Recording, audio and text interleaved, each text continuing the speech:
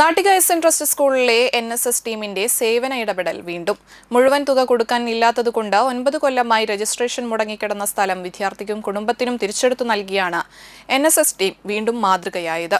സ്കൂളിലെ അധ്യാപികയും NSS കോർഡിനേറ്ററുമായ ശലഭ ടീച്ചറും principal Jaya ബീനയും ഒപ്പം NSS അസിസ്റ്റന്റ് കോർഡിനേറ്റർ ഷൈജ ടീച്ചറും നടത്തിയ ഗൃഹസന്ദർശനമാണ് വിദ്യാർത്ഥിയുടെ ജീവിതത്തിലെ ഏറ്റവും വലിയ ആഗ്രഹത്തിലേക്ക് വഴി തുറന്നത്.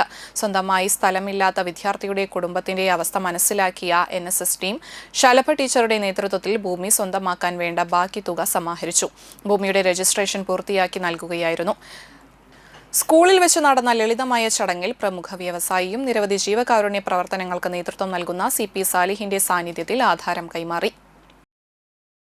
ഇതിൻ്റെ പിന്നിൽ പ്രവർത്തിക്കുന്ന PTA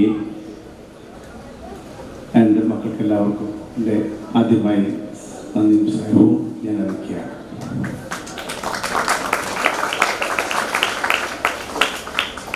കൂടുതൽ സെക്രട്ടറി പ്രസംഗിച്ച മാതിരി നല്ലൊരു പ്രസംഗം, നല്ലൊരു സ്പീച്ചായിരുന്നു.